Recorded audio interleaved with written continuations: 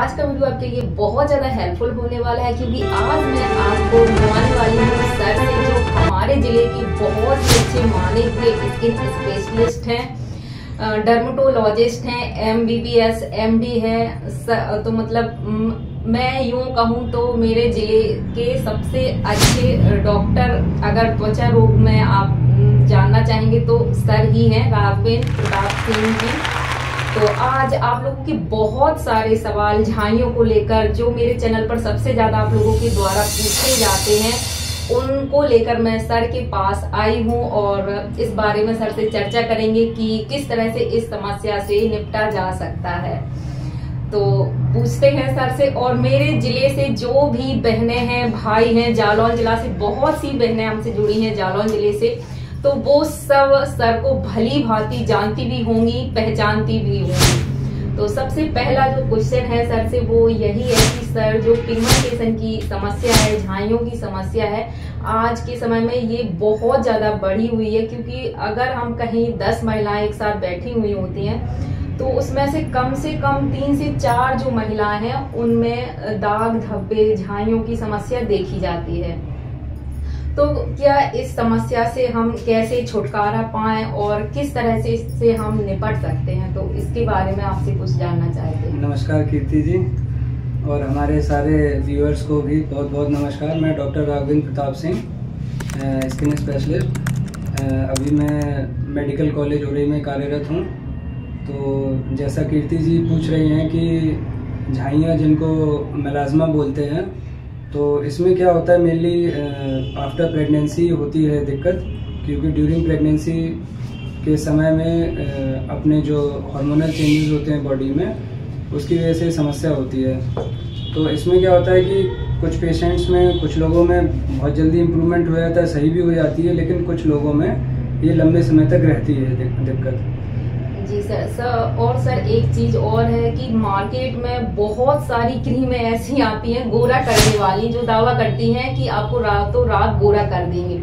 तो मेरी बहुत बहनें ऐसी हैं जिन्होंने यूज करी, अपना बताती, हमारे साथ फीडबैक शेयर करती हैं कि उसको लगाने के बाद तुरंत उनको फायदा होता है। 10 से 15 दिन में ही एकदम से चेहरा चमकने लगता है। जैसे ही क्रीम लगाना छोड़ देती हैं तो वापस से चेहरा बहुत ज्यादा काला हो जाता है, फिर धूप में निकलने से पूरा चेहरा रेड हो जाता है। तो मैं आपसे बस ये जानना चाहती हूँ कि वो कौन से केमिकल हैं, जैसे जो भी महिलाएं क्रीम खरीदती हैं तो वो ये देख लें, इस बात का उन्हें ध्यान रहे कि इसमें ये वाले केमिकल जो हैं वो ना हो क्रीम में, जिससे उन्हें नुकसान से बचाया जा सके। देखिए क्या, सबसे पहले तो ये जो ओवर द काउंटर जो दवाइयाँ मिलती हैं, जो हम लोग सीधे जाके मेडिकल स्टोर से जो दवाई ले लेते हैं, तो जैसे जो मेन जो कंटेंट होता है, क्लोबिटासोल करके होती है जो दवाई, जो बेटनोवेट, सैंड्रोन, क्लोबेटामिन, स्किनसाइन, स्किन क्लियर, ये सारी जो दवाइयाँ होती हैं उनको नहीं यूज करना है। ये क्या है, बहुत ही खतरनाक है। हाँ, ये जो होती है बहुत ही गंभीर बीमारियों के लिए ट्यूब क्रीमें यूज की जाती हैं, जो कि हम लोग चेहरे पे इनका इस्तेमाल करते हैं, जो कि नहीं करना है। इनको शुरुआत में तो आप लगाएंगे तो बहुत अच्छा रिजल्ट आता है, लेकिन आगे चल के चेहरा पे लालामी आ जाती है, चेहरे पे बाल आने लगते हैं, चेहरे में दाने आने लगते हैं, जो कि लंबे समय में आते हैं। शुरुआत में तो बहुत अच्छा लगता है, लेकिन फिर आने वाले समय में बहुत समस्या होती है और इससे स्किन बहुत बुरी तरह से जल जाती है। तो जब आप ये ट्यूब छोड़ते हैं, क्रीम छोड़ते हैं, तो इससे चेहरा फिर काला पड़ जाता है। जी सर, एक और जो सवाल है, आपने जैसा कहा कि बालों को लेकर, तो बहुत ज्यादा ये भी समस्या महिलाओं में फैली हुई है कि जो फेशियल हेयर है वो ग्रोथ बहुत ज्यादा है आजकल। पहले तो जैसे कि मैं भी हूँ, कभी मैंने कोई वैक्स वगैरह फेस पर नहीं करवाई, तो अभी ना इतनी ज्यादा ये प्रॉब्लम फैली हुई है कि लोग बिना वैक्स के लड़कियां बाहर निकलना पॉसिबल नहीं है।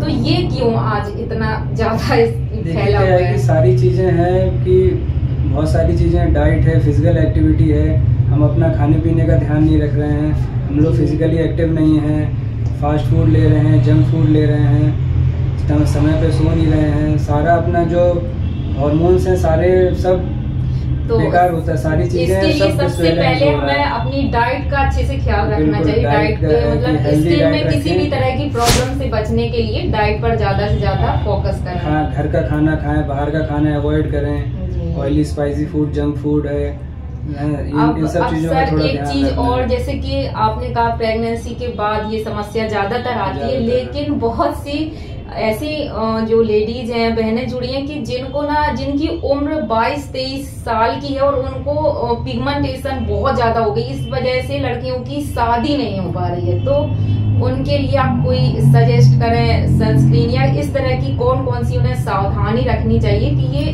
नई एज में तो कम से कम ना हो? देखिए क्या है कि मेनली देखिए सनलाइट तो जरूरी है, 10-15 मिनट तो दिन में, जैसे मॉर्निंग की जो फर्स्ट सनरेज होती हैं वो अगर लेते हैं तो बहुत अच्छा है, लेकिन जो 10 to 2 10 बजे से लेके 2 बजे तक की सनलाइट है उससे बचाव करें, है ना, क्योंकि क्या होता है वही सनलाइट जो होती है जिसका यूवी इंडेक्स बहुत ज्यादा होता है वो नुकसान करती है। और सर एक चीज और पूछना चाहिए, जैसे कि जहाँ तक मुझे पता है कि ये मेलानिन शरीर में जब ओवर प्रोडक्शन होता है तो उस वजह से होता है। जी। तो हमें खाने में ऐसी कौन सी चीजें अवॉइड करनी चाहिए जिससे ये कम से कम हो, मतलब प्रोडक्शन ओवर ना हो, जिससे इस समस्या से बचा जा सके? नहीं, खाने में ऐसा अवॉइड का नहीं है, मेन तो अवॉइड है जंक फूड, ये सारी चीजें अवॉइड करनी है, लेकिन हमें क्या इंक्लूड करना है डाइट में वो मेन है। अभी सर एक चीज और, जैसे आपने कहा छोड़ना नहीं है, लेकिन बहुत सी बहनें ऐसी हैं, मेरे पास यहाँ तक कमेंट है जिन लोगों ने मैक्स हॉस्पिटल में जाकर इलाज करवाया और वापस से उनका फेस बहुत बुरी तरीके से खराब हो गया। इलाज 1-1 लाख रुपए उन्होंने इलाज पे खर्च कर दिए, लेजर थेरेपी वगैरह करवाई, बहुत इलाज करवाया, होम्योपैथी इस तरह के, लेकिन उनको थोड़े दिन तो फायदा हुआ, लेकिन वापस से फिर फेस काला हो गया। अभी इतनी ज्यादा स्थिति खराब हो चुकी है कि उनको कुछ भी लगाने से कोई फर्क नहीं हो रहा है। तो और कुछ ऐसे कमेंट हैं जो बताती हैं कि डॉक्टर ने उनको दूध घी पूरी तरीके से बंद करवा दिया है कि आपको मिल्क प्रोडक्ट नहीं खाने हैं।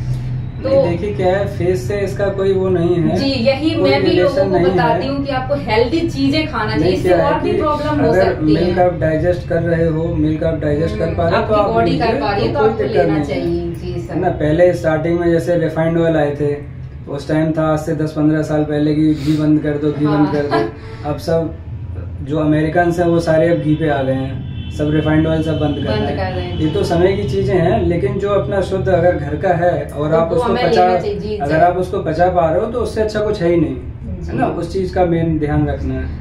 एक चीज और जो बहुत ज्यादा लोगों में एक कंफ्यूजन का विषय है सनस्क्रीन को लेकर, कि कुछ लोग ऐसे हैं, बहुत से ऐसे डॉक्टर्स भी हैं आयुर्वेदिक समझ लीजिए आप, कि उन्होंने सनस्क्रीन को रोका है कि आपको यूज नहीं करना है क्योंकि ये केमिकल बेस्ड होती है।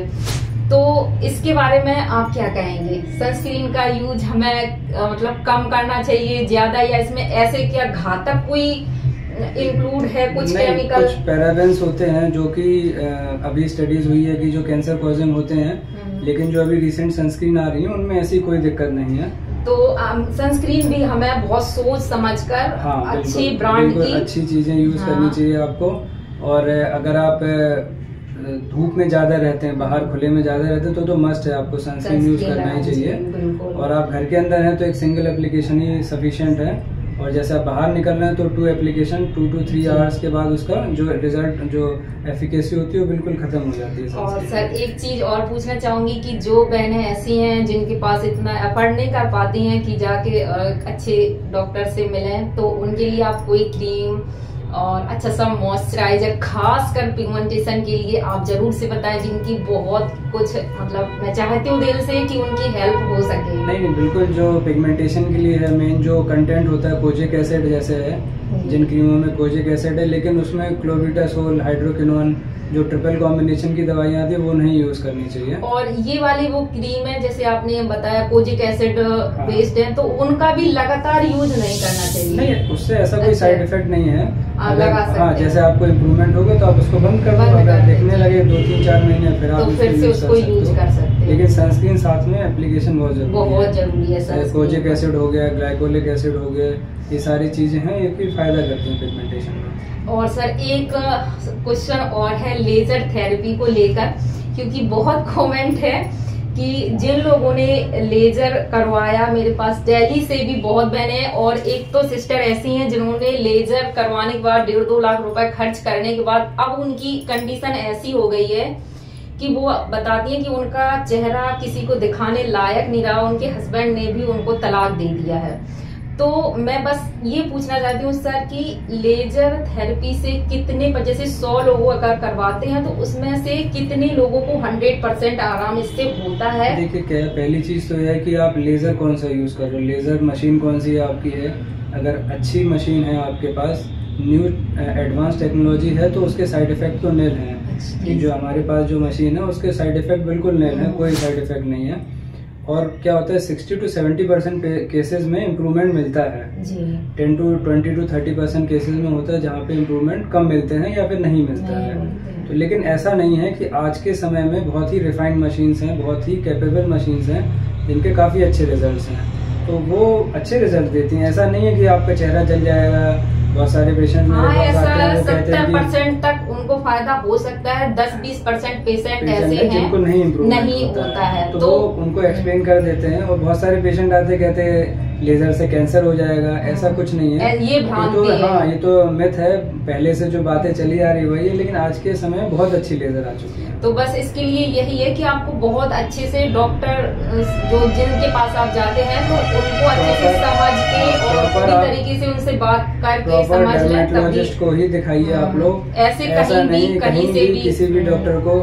आज के समय में क्या है कि जो डेंटिस्ट हैं वो भी प्रैक्टिस कर रहे हैं स्किन की, है ना, सब लोग हैं। तो ये सब चीजें गलत हैं, हाफ नॉलेज सबसे बेकार होती है। यही मैं भी लोगों से कहती हूँ कि एक यूट्यूब पर भी एक ऐसा चलन है कि लोग कोलगेट मंजन तक बता देते हैं कि फेस पर लगाओ, नमक तक बता देते हैं, सोडा बताते हैं। तो लोगों से यही मैं भी कहती हूँ कि आपको किसी पर ऐसे अंधा विश्वास नहीं करना है, अच्छे से जानकर समझकर, और कोई भी चीज है तो अच्छे से पैच टेस्ट कर लें, उसी के बाद किसी भी चीज को यूज करें।